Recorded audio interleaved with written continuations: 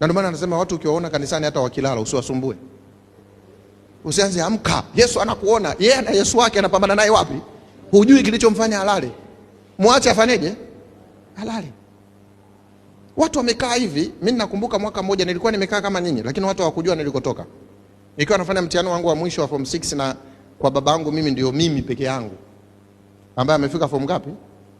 Form 6. Na ninakumbuka wakati huo babangu dereva taxi.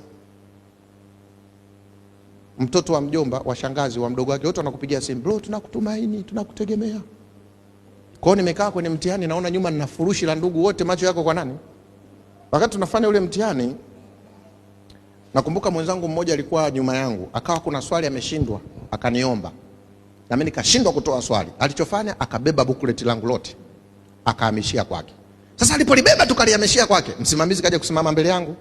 Umewahi kutetemeka paka meza nafanya kaka. Msimamizi alipofika nikaa natetemeka paka meza napiga kaka. Sasa yule akajua nina panic ya mtihani, akanisogelea ili anisaidie. Naangalia kuna booklet ila kuna karatasi ya maswali.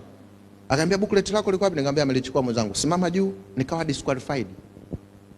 Form 6. Nakumbuka nilisoma Jitegemee. Nakumbuka nilitoka nikawa naenda kujitupa kwenye lile daraja kule la Sava, ambao sasa hivi wametengeneza daraja la Nyerere. Kuna lile la treni lile juu. Kama umeenda ile barabara. Nilipanda lile la treni nijitupe. Pale chini napopita lami kulikuwa ni maji miaka hiyo. Maji kabisa yanapita kamto, kanaenda baharini. Nikapanda juu nijitupe nife. Ilikuwa siku ya Ijumaa. Nataka nijitupe nikagundua wanaojiua waendi wapi? Ukiua uendi wapi? Nikasema afi mtu.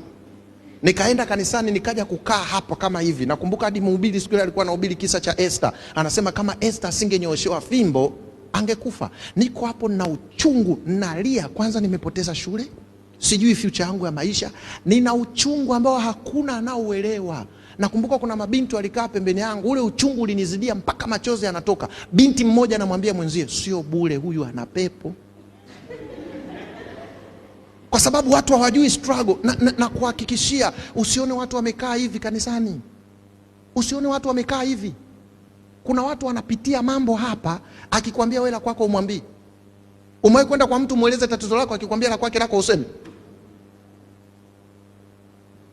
Ndio mimi nili experience, niko kanisani na uchungu mkubwa, hakuna anayefahamu. Ni kitu kinachoendelea wapi? Na shetani na Mungu wana struggle, sio kwenye publicity. Usije ukawa kanisani ukajiita we. No, is not we, is you.